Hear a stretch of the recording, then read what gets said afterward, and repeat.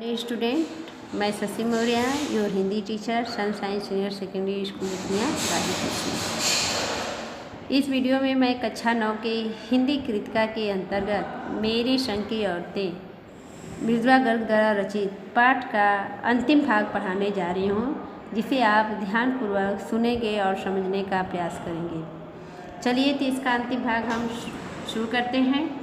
शादी के बाद मैं बिहार के एक छोटे कस्बे डालमिया नगर में रही, जहाँ मर्द औरतें चाहे पति पत्नी क्यों न हो, पिक्चर देखने भी जाते तो अलग अलग डबरों में बैठते। मैं दिल्ली से कॉलेज की नौकरी छोड़कर वहाँ पहुँची थी। नाटकों में अभिनय करने की शौकीन रही थी। मैंने उनके चलन से हार नहीं मानी। साल भर के भीतर उन्हीं शादीशुदा औरतों को पराये मर्दों के साथ नाटक करने के लिए मना किया। अगले 4 साल तक हमने कई नाटक किए।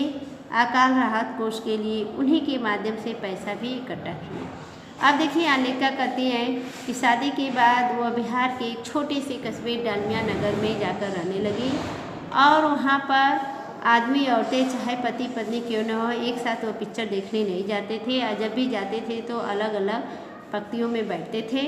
और उस समय लेखिका दिल्ली से कॉलेज की नौकरी छोड़कर वहाँ पहुँची थी और नाटकों में अभिनय करने की वो बहुत शौकीन थी और इस वजह से वह साल भर के भीतर ही वहाँ के आदमी औरतों को पराये आदमी औरतों के साथ नाटक करने के लिए राजी कर लिया और 4 साल तक उन्होंने उसी नाटक में काम किया और बाढ़ पीड़ितों के लिए पैसा भी कुछ इकट्ठा कर लिया।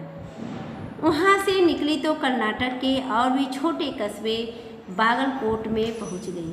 तब तक मेरे 2 बच्चे हो चुके थे जो स्कूल जाने लायक उम्र पर पहुँच रहे थे, पर वहाँ कोई ढंग का स्कूल नहीं था। अब देखिए, लेखिका कहती हैं कि बिहार से निकलने के बाद वह कर्नाटक छोटे से कस्बे बागलकोट में पहुँच जाती हैं। वहाँ पर जाने के बाद उनके 2 बच्चे भी हो चुके थे और दोनों बच्चे क्या है पढ़ने के लायक भी हो गए थे, लेकिन वहाँ पर कोई अच्छा स्कूल नहीं था। लोगों की राय पर मैंने पास के कैथोलिक बिशप की दरख्वास्त की कि उनका मिशन वहाँ के सीमेंट कारखानों की आर्थिक मदद से हमारे कस्बे में एक प्राइमरी स्कूल खोल दें। पहले उन्होंने कहा, चूँकि उस प्रदेश में क्रिश्चियन जनसंख्या कम थी इसलिए वहाँ के स्कूल खोलने में असमर्थ थे।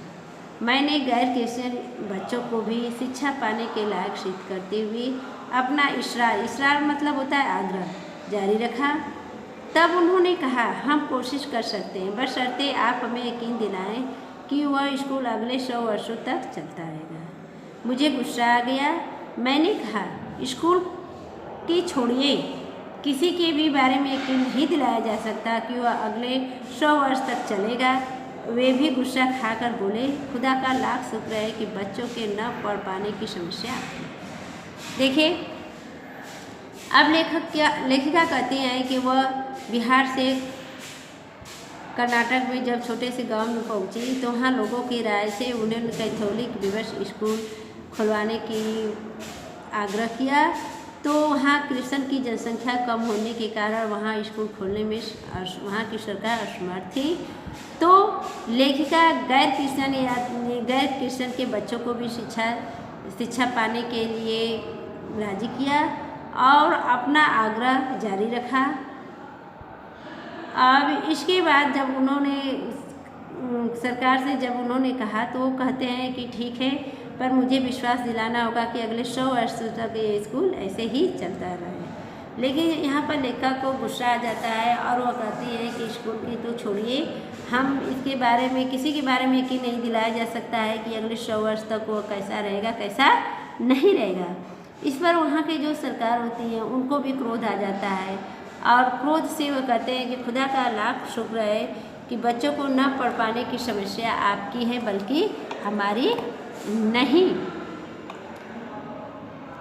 बात कड़वी थी पर 100% सच के आगे सिर झुकाने में हमारी बचपन की आदत थी। सो मैंने तय किया, मैं खुद अंग्रेजी, हिंदी, कन्नड़ 3 भाषाएं पढ़ाने वाला प्राइमरी स्कूल वहाँ खोलूँगी और कर्नाटक सरकार ने उसे मान्यता भी दिलाऊंगी। वहाँ के अनेक मेहनती और खिसके लोगों की मदद से यह व्रत पूरा हुआ। मेरे बच्चे तथा अन्य अफसरों के बच्चे उसी स्कूल में पढ़े। बाद में अलग अलग शहरों के अलग अलग ख्यात स्कूल में दाखिला पा गए। अब देखिए यहाँ पर जो सरकार है, यानी कहते हैं कि उनकी बात तो सत्य कड़वी थी, लेकिन वो सत्य थी। और वो कहते हैं कि सत्य के आगे, यानी बचपन से ही हमारी आदत थी सिर झुकाने की, तो उन्होंने तय किया कि ठीक है, मैं ही यहाँ पर अंग्रेजी, हिंदी और कन्नड़ 3 भाषाओं को पढ़ाने वाला प्राइमरी स्कूल खोलूँगी और वहाँ कर्नाटक की सरकार से उसे मान्यता भी दिलाऊंगी। वहाँ अनेक मेहनती लोग उनकी मदद करने में सहयोग किए और उनके बच्चे, लेखिका के बच्चे तथा अन्य अफसरों के बच्चे भी उसी स्कूल में पढ़े जहाँ पर लेखिका अंग्रेजी, हिंदी, कन्नड़ भाषाओं को पढ़ा रही थी। और अलग अलग शहरों के अलग अलग प्रसिद्ध स्कूलों के दाखिल भी वो लोग वहाँ से पढ़कर पाए।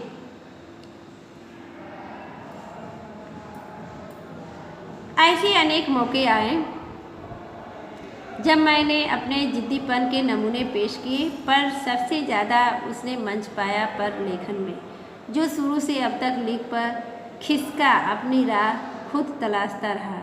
अब कह रहे हैं कि ऐसे बहुत से मौके आए कि जो अपने हम जिद्दीपन के नमूने पेश किए, पर सबसे ज़्यादा खुशी उस समय हुआ जब वो अपने परंपरा पर, यानी अपने लीक पर सिखाई गई राह पर ही चलकर इस सारे जिद्दीपना को अपना प्राप्त की थी। यहाँ पर लेखक का कहने का भाव यह है कि जब कोई कार्य करने के लिए दृढ़ संकल्प कर लेती हैं तो उसके आगे उन्हें सिर भी झुकाना पड़ता था, तो वो सिर झुकाती थी और उस कार्य को पूरा करके ही रहती हैं। और जब वो कोई कार्य पूरा करती हैं, यानी परंपरा ढंग से वो पूरा करती हैं, पर सब कुछ कर लेने पर भी अपनी छोटी बहन रेणु के मुकाबिल नहीं पहुँच सकती। 1950 के अंतिम दौर में एक रात दिल्ली में एक साथ 9 इंच बारिश हो गई। दिल्ली की खासियत मतलब विशेषता यह रही कि थोड़ा सा पानी बरसते ही वहाँ के नाले पर नालों में बाढ़ आ जाती, पुलों के नीचे पानी भर जाता और तमाम यातायात ठप हो जाता।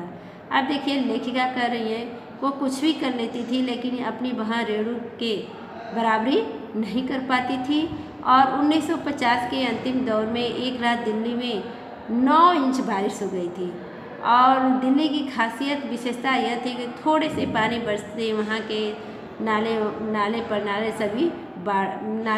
सभी में बाढ़ आ जाती थी और पुलों के नीचे भी पानी भर जाता था और सारे यातायात ठप हो जाते थे।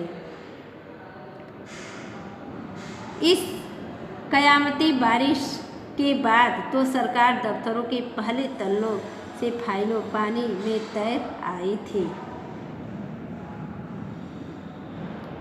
कयामती मतलब होता है प्रलयकारी। और यहाँ पर लिख क्या कहते हैं कि प्रलयकारी जो वारिस हुआ था, यानी प्रलय आने वाला जो वारिस हुआ था, तो सरकारी दफ्तरों के यानी पहले तल्ले के जो फाइलें थे, तल्ले में फाइलें रखे गए तो वो भी पानी में तैरने लग रही थी। अगली सुबह किसी तरह कोई वहाँ सड़क पर नहीं निकला। जाहिर है कि रेणु के स्कूल की बस भी उसे लेने नहीं आई। रेणु ने कहा कोई बात नहीं है, मैं पैदल चली जाऊंगी। सबने समझाया स्कूल बंद होगा, मत जाओ। उसने कहा आपको कैसे पता? इस सवाल का माकूल मतलब अच्छा जवाब किसी के पास नहीं था। हमारे यहाँ फ़ोन ज़रूर लगा हुआ था, स्कूल में भी रहा होगा, पर बारिश के चलते वह ठप पड़ा हुआ था। अब देखिए यहाँ पर लेखिका कहती हैं कि एक बार दिल्ली में इतनी तेज़ी से प्रलयकारी वर्षा हुआ था जो कि सरकारी दफ्तरों के पहले तल्ले के जितने भी फाइल थे पानी में तैर रही थी। अगली सुबह किसी भी तरह का कोई वाहन दिल्ली के सड़क पर नहीं था। फिर भी रेणु के स्कूल की बस नहीं आती है उसे लेने, और रेणु कहती है रेणु पैदल ही चलकर जाती है और सब पैदल ही चलकर जाने के लिए तैयार होती है। सबके समझाने पर भी कि स्कूल बंद है, मत जाओ, फिर भी रेणु नहीं मानती है और पैदल ही स्कूल वह चली जाती है। हमारे यहाँ फ़ोन जरूर, अब वहाँ पर लेखिका करें कि हमारे यहाँ फ़ोन ज़रूर लगा था, स्कूल में भी फ़ोन रहा होगा, पर बारिश के चलते वह फ़ोन काम नहीं कर रहा था, बंद था। इस पर तो रेणु अकेली पैदल स्कूल चल दी। गनीमत यह थी कि बारिश एक मुश्त मतलब एक साथ बरस लेने के बाद थम गई। सड़कों पर पानी था, पर और बरस नहीं रहा था, तो रेणु 2 मील पैदल चलकर स्कूल पहुंची। जैसा हमने कहा, वह बंद था। चौकीदार रेणु को देखकर दंग रह गया, पर रेणु कोई मलाल मतलब दुख, अफसोस नहीं हुआ। वह वापस 2 मील चलकर घर पहुंच गई। सब ने कहा, हमने पहले ही कहा था। अब देखिए, यहाँ पर लेखिका कह रही हैं कि रेणु स्कूल पैदल चलकर जाती है और यहाँ तक कि बारिश एक साथ होकर बंद हो गई थी। सड़क पर पानी था, पानी पड़ नहीं रहा था, बरस नहीं रहा था, फिर भी रेणु 2 मील पैदल चलकर स्कूल पहुँची। और वहाँ के जो चौकीदार हैं उसको देखकर हैरान रह जाते हैं। रेणु को इसके बारे में कोई अफसोस नहीं होता है और वो घर लौटकर फिर वो आती है। उसने कहा, स्कूल बंद था तो मैं वापस आ गई, इसमें आपका कहना कहाँ से आ गया? सोचती हूँ कैसे रोमांच का अनुभव हुआ होगा उसे उस दिन। जगह जगह पानी से लब करते सुनसान शहर में निचाट अकेले पानी अपनी धुन में मंजिल की तरफ चलते चले जाना सच अकेलेपन का मज़ा कुछ और है। अब लेखिका कहती है कि सबने कहा था कि हमने अब तुमको मना किया था कि स्कूल बंद है, फिर भी तुम नहीं मानी गई। तो रेणु कहती है कि ठीक है, मैं गई तो गई, आपको इससे क्या। तो यहाँ पर लेखिका कहती है कि जगह जगह पर पानी भरा था, शहर में सुनसान था, एकदम सुनसान सन्नाटा था, फिर भी रेणु अपने ही धुन में अपना स्कूल जाती है और स्कूल से वापस आ जाती है। तो लेखिका यहाँ करना चाहती है कि अकेलेपन का जो आनंद होता है कुछ और भी होता है। यहाँ पर लेखिका सोचती है कि शहर में अकेले मंजिल की ओर बढ़ते जाने का मज़ा कुछ और ही है।